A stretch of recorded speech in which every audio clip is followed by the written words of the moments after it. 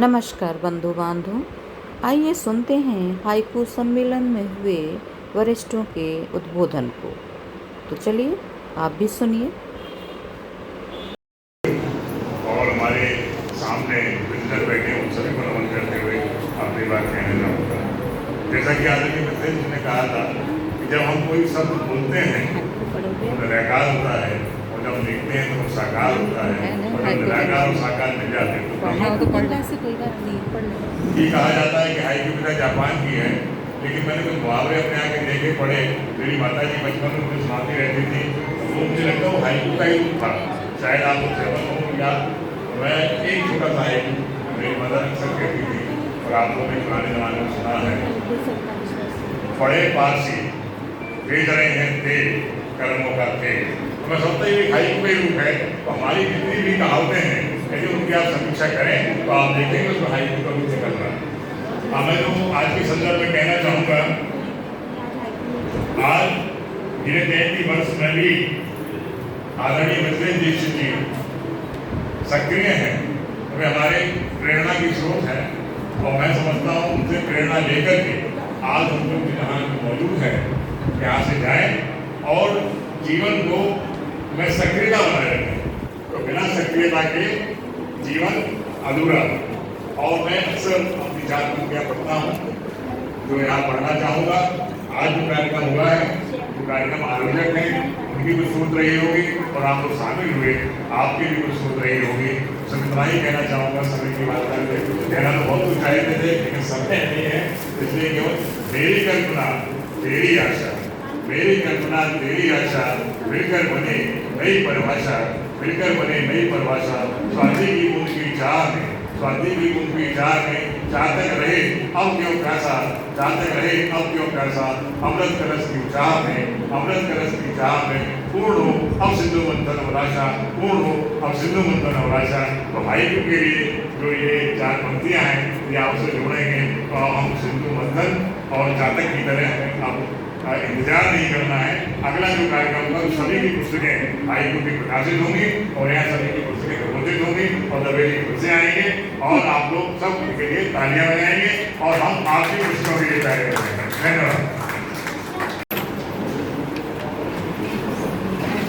देखिए, मैं हाइकू, पहला मेरा हाइकू है लोरी गायन। लोरी गायन सदा मन भावन माँ की आंखें। लोरी गायन सदा मन भावन माँ की आंखें। मैंने कई चीज अलग अलग उस पर लिया है, जिससे सारा कवर हो जाए, विशेष रूप से बिना रह जाए। पवन सुख अतुल बलधारी, पवन सुख अतुल बलधारी, दुष्टों पे भारी, दुष्टों पे भारी। वृद्धों के बिना, वृद्धों के बिना सूने हो गए घर, वृद्धों के बिना सूने हो गए घर। कैसा कहे, कैसा कहे। हिंदी में काम, हिंदी में गान, हम सबका मान देश की आन। हिंदी में गान, हम सबका मान देश की आन। गोरों का काल, क्योंकि मैं झांसी से आया हूँ, झांसी की बात ना हो तो अधूरा रह जाएगा। गोरों का काल, रानी की तलवार, करे संघार, करे संघार। प्रकृति के लिए हम सभी पूछ रहे हैं, वर्तमान में जो पर्यावरण की समस्या है उसके लिए कुछ कहना चाहूँगा।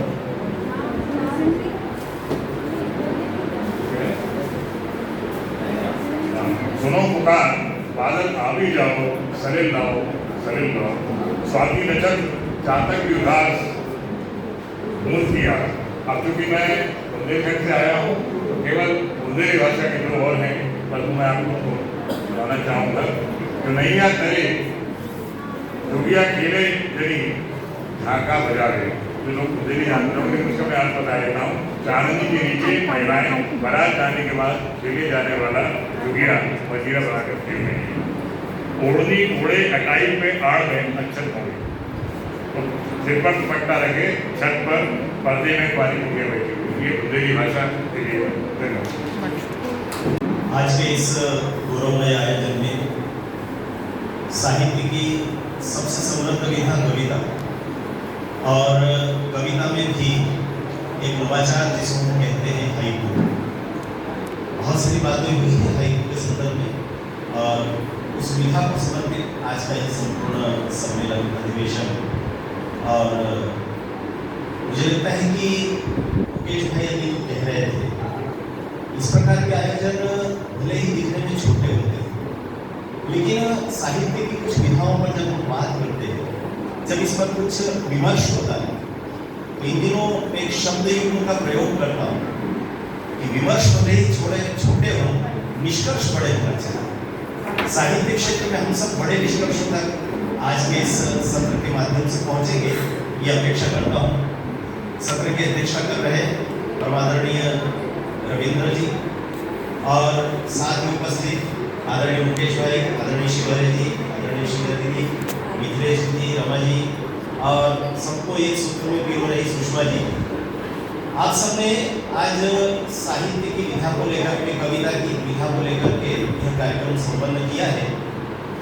इन दिनों जब से मैं मध्य प्रदेश साहित्य अकादमी के निदेशक के दायित्व पर हूँ, आप जैसे सभी वरेण्य साहित्यकारों से, रचना धर्मियों से निवेदन करता हूँ। हम सबके देखने में आता है कि साहित्य का जो शरीर है, जो देह है साहित्य जगत की, उस देह को पूरा पुष्ट होना चाहिए। सामान्यतया अच्छे स्वास्थ्य का प्रतीक वह देह मानी जाती है जो समग्र रूप से पुष्टता को प्राप्त करती है।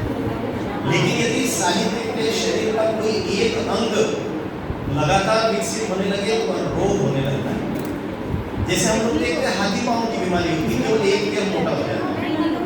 इन दिनों साहित्य जगत में लगातार कविता के विद्यार्थी जितनी तेजी से बढ़ रहे हैं, कविता को जिस ढंग से मजाक बनाया जा रहा है, कविता के लेखन को जिस प्रकार से नई पीढ़ी, नई बोध सबसे आसान विधा कहने लगी है, मुझे लगता है कि आप जैसे वरिष्ठ रचनाकार हैं, जिन्होंने बहुत अनुभव प्राप्त किया है, जो आयु समृद्ध है, अनुभव समृद्ध है, उन सबको इस बात की आवश्यकता है कि वे इस प्रकार का वातावरण साहित्य जगत में तैयार करें ताकि कविता को इतना हल्का फुल्का न बनाया जा सके। आप सबको परीक्षण की भूमिका में रहना पड़ेगा और इसलिए मिथिलेश दीदी को मैं विशेष रूप से धन्यवाद देना चाहता हूँ। हाइकू को लेकर सामान्यतया जितनी प्रकार की धारणा है, मैं आज उस विषय पर बिल्कुल नहीं जा रहा। सामान्यतया हम सब लोग इस बात के पक्षधर भी हैं कि साहित्य की प्रत्येक विधा को देश के अनुकूल, देशानुकूल बनना ही चाहिए। और विशेष करके जब यह कहा जाता है कि ये विधा वहाँ से आई है, ये विधा वहाँ से आई है, हम सबने देखा होगा गजल को लेकर के हिंदी जगत में लगातार इस प्रकार का विमर्श एक लंबे समय तक होता रहा। कहा जाता रहा कि ये उर्दू, अरबी, फारसी से आया हुआ है। लेकिन मुझे ऐसा लगता है कि भारतीय छंद विधान जितना समृद्ध है, उसके चलते आप एक मात्रा कम करिए, एक मात्रा बढ़ाइए, उसको लघु गुरु से किसी भी प्रकार से गणना कर लीजिए, अगर त्रुटिवश भी आपकी एक दो मात्रा कम ज्यादा हो जाती है तो एक नया छंद विधान आपको उसके अनुकूल आपके भारतीय छंद विधान में प्राप्त हो जाता है। और इसके गजल के क्षेत्र में लोगों ने बड़ा अच्छा काम किया। उन्होंने कहा कि ठीक है, गजल किसी और भाषा की या कहीं विदेश से आयातित हो सकती है, लेकिन क्या हम उसको देशानुकूल बनाने के लिए उसका नामकरण भारतीय तरीके से नहीं कर सकते क्या? और हम में से अनेक लोगों को ध्यान होगा कि इस दिशा में पूर्णिका या पुनिका एक लोक देशज शब्द का प्रयोग किया गया। पूर्णिका अथवा पुनिका गजल का ही पर्याय बना। हाइकू भी उसी प्रकार से दीदी ने उसका संपूर्ण इतिहास रखा। मैंने हाइकू का बहुत अधिक अध्ययन नहीं किया, लेकिन सुनकर के लगा कि वास्तव में हाइकू के संदर्भ में दो बातें करने की आवश्यकता है। पहला, या तो इसको देशानुकूल बनाना है, तो अगर हाइकू शब्द जापान का है तो क्या हिंदी शब्दकोश इतना ज्यादा दरिद्र है कि हम उसके अनुकूल कोई एक शब्द नहीं बना सकते? नए शब्दों का गढ़ना ये साहित्य की सबसे बड़ी सेवा होती है। कई बार हम लोग देखते हैं ना, अंग्रेजी के शब्दों को हमको जस करता स्वीकार करना पड़ता है, लेकिन आप स्वीकार करें, लेकिन उससे बड़ी सेवा आप ये कहकर के कलमी काटने की आवश्यकता नहीं कि हमारे यहाँ नहीं था इसलिए हमने ले लिया, हमारी पाचन क्षमता अधिक है। पाचन क्षमता अधिक होने से ज्यादा उसके निर्माण की क्षमता होना किसी भाषा को ज्यादा समृद्ध बनाती है। और हिंदी संस्कृत हमारी जननी है, इसलिए हम लोगों को इस प्रकार का काम करने में कोई दिक्कत नहीं आएगी। मुझे लगता है कि अगला विमर्श का जो सत्र होगा, उस विमर्श के सत्र में श्रद्धेय अश्वु जी भी बैठे हैं, बाकी सब लोग वरिष्ठ साहित्यकार बैठे हैं मिथिलेश दीदी के नेतृत्व में। क्या हम आज के इस सत्र में कोई प्रस्ताव पारित कर सकते हैं क्या इस प्रकार की विधाएं देखिए, अगर यदि हमने जस का तस स्वीकार करते रहे, अगर लोगों ने कहा कि जापान से आया हुआ है तो लोग कहेंगे कि क्या आपके पास नहीं था क्या? हमारे पास था। दीदी ने ये ऐतिहासिक साक्ष्य देते हुए सिद्ध किया था, लेकिन उसका नामकरण बाहरी क्यों हो? हमको केवल गुड मॉर्निंग को नमस्ते में बदलने का देर है और उस नमस्ते को सब लोग स्वीकार कर लेंगे। हमारी कोई मजबूरी नहीं कि हम योग को योगा बना करके विदेश से प्राप्त करें और उसको फिर समाज को लोकार्पित करें, इसकी आवश्यकता नहीं। और इसलिए मुझे लगता है कि आज के सत्र में एक बड़ा ऐतिहासिक काम हो सकता है यदि आप सब सर्वानुमति से एक बार प्रस्ताव पारित करके देखिए। जैसे आदरणीय दीदी के नेतृत्व में आप सबने हाइकू लिखना प्रारंभ किया। मैंने लघु कथा को इंदौर की धरती पर साहित्य की विधा के रूप में स्थापित होने का संघर्ष करते देखा है। मैं बहुत छोटा सा विद्यार्थी था साहित्य का, लेकिन उस लघु कथा को आज यूनिवर्सिटी के पाठ्यक्रम में, स्कूल शिक्षा के पाठ्यक्रम में व्याकरण की दृष्टि से, समग्र दृष्टि से आप देखते हैं कि उसको एक आकार प्रकार दे दिया गया। हाइकू का आकार प्रकार तय है, उस पर पर्याप्त लेखन हो रहा है, प्रकाशन हो चुका है। अब आवश्यकता इस बात की है कि यदि उसे हम देशानुकूल बना लेते हैं। और दूसरी बात मुकेश भाई ने जो कही, हम सब जिस समाज का हिस्सा है, हम सब जिस राष्ट्र का हिस्सा है, इस अंगांगी भाव को स्वीकार करते हुए हम एक घटक के रूप में राष्ट्र के लिए, समाज के लिए सामाजिक सरोकार रखते हुए लेखन कर रहे हैं क्या, इस बात का चिंतन हम कर सकते हैं। दो प्रसंग मुझे ध्यान आ रहा है। वैसे तो संचालक जी ने थोड़ा सा त्रुटि की, मुझे समय सीमा में बांधने के लिए कोई संकेत नहीं किया, लेकिन मैं समाप्त करता हूँ जल्दी से। लेकिन हमारे यहाँ पर लेखन की कितनी गौरवशाली परंपरा रही, केवल दो उदाहरण हम सबको ध्यान आते हैं। पहला उदाहरण हम सबको ध्यान होगा कि एक लेखन धर्मी परिवार आकर के कहता है कि भाई तुमको गृहस्थ जीवन में आना है, और उनका विवाह कर दिया जाता है, लेकिन मन में संकल्प है एक ग्रंथ का प्रणयन करना है। विवाह के सप्तपदी की प्रक्रिया पूरी होते ही अपने कक्ष में आते हैं और लिखना प्रारंभ कर देते हैं।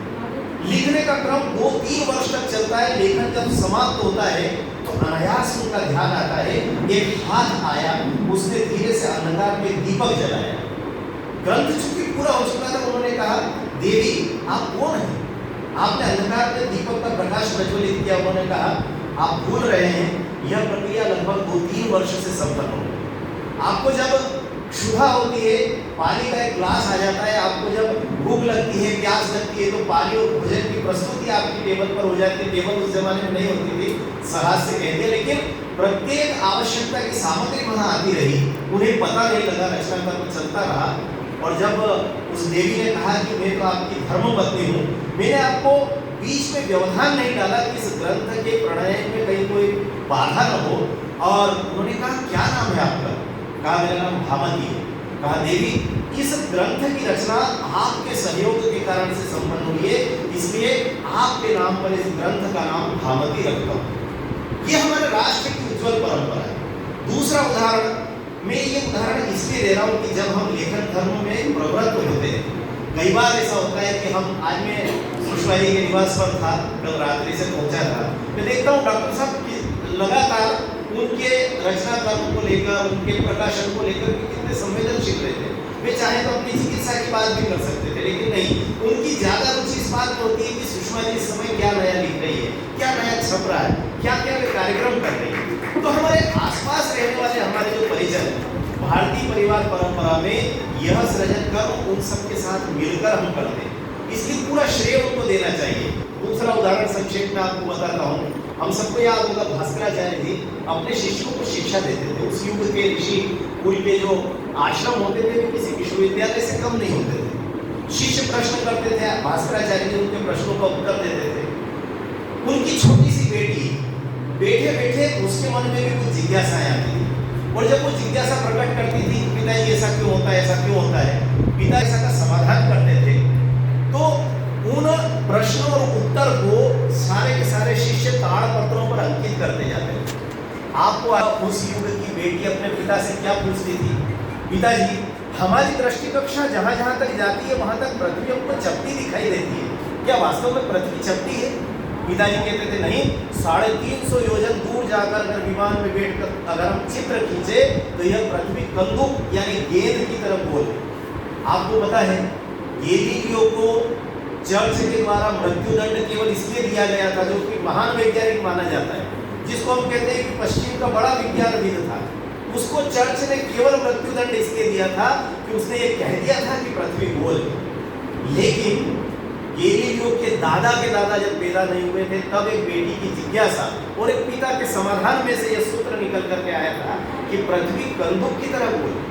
वो कहती थी कि हम जब नाव में बैठकर चलते हैं तो स्थिर पहाड़ और पेड़ विपरीत दिशा में भागते हुए क्यों दिखाई देते हैं। जिज्ञासा है, देखिए आप बेटी की छोटी सी बच्ची, और पिता कहते थे ये गति सापेक्षता सिद्धांत के कारण होता है, हम चूंकि गतिमान होते हैं इसलिए स्थिर चीजें भी विपरीत दिशा में गति करती हुई दिखाई देती है।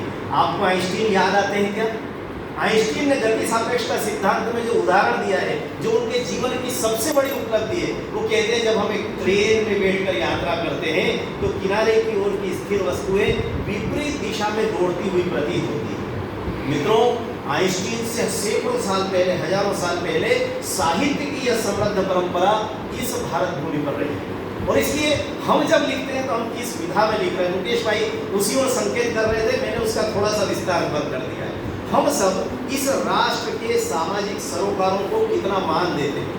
मुझे बड़ी प्रसन्नता हो रही थी जब यह बैनर में देख रहा था पीछे फ्लेक्स पर 5 ग इस राष्ट्र की अस्मिता और शुचिता के प्रतीक।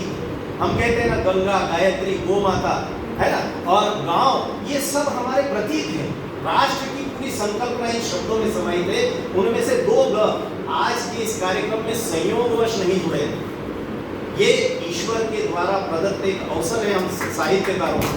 आज माता गंगा की भी जयंती है, आज माता गायत्री की भी जयंती है, और इसलिए 2 ग पुकार करके हम सबका आह्वान कर रहे हैं। आइए हम जिस विधा में रचना कर्म कर रहे हैं उसके जड़ों को हमने भारतीय छंद विधान में खोज लिया है। अब केवल आज उसके नामकरण का दिन है। मैं आप सबको शुभकामनाएं देता हूं। यदि आपने इस शिशु को नामकरण दे दिया तो यह शिशु ऐसा दुलार के साथ हाथों हाथ पहुंचता जाएगा। दीदी तो कह रही है कि 8-9 हजार हाइकूकार इस भारत में 8-9 लाख हाइकूकार तैयार होंगे। आप सबके मार्गदर्शन में तैयार होंगे। इस विधा को भारतीय परिप्रेक्ष्य में अत्यंत यश प्राप्त होगा, ऐसी शुभकामनाएं देकर मैं अपनी बात को समाप्त कर रहा हूँ। बहुत बहुत धन्यवाद। नमस्कार।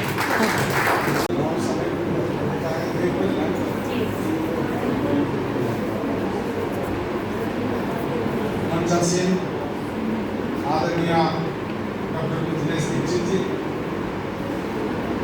आदरणीय डॉक्टर विकास दत्ते जी, भाई मुकेश तिवारी जी, आदरणीय शिवपरी जी, डॉक्टर शशि गोयल जी, आदरणीय रमा श्याम जी एवं उपस्थित सुधीजनों, सबसे पहले मैं आप सभी को, आपकी उपस्थिति को और आपकी पूरे संयम के साथ इस कार्यक्रम को सफल बनाने को के प्रति मैं आभार व्यक्त करता हूँ। आप सभी को प्रणाम करता हूँ, आप सभी को नमन करता हूँ। बात हाईको की चल रही है, समय भी कम है, बात करने को काफ़ी समय भी है, लेकिन मैं शुरू करता हूँ डॉक्टर विकास दत्ते जी के, जो इन्होंने कहा कि देशानुरूप साहित्य को हम देशानुरूप बना सकते हैं। और मैं समझता हूँ कि जब वसुधैव कुटुंबकम की बात होती है, जब पूरे विश्व की बात होती है, तो देश काल पर चर्चा करना व्यर्थ हो जाता है।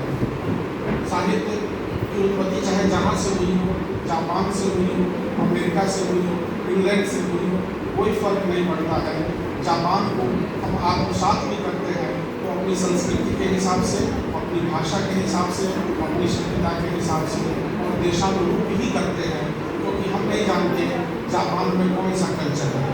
लेकिन हम हाइकू लिखते हैं तो उसे देशानुरूप ही लिखते हैं और अपने हिसाब से लिखते हैं। सिर्फ हाइकू की ही बात न की जाए, डॉक्टर विकास दत्ते जी ने कहा गज़ल की।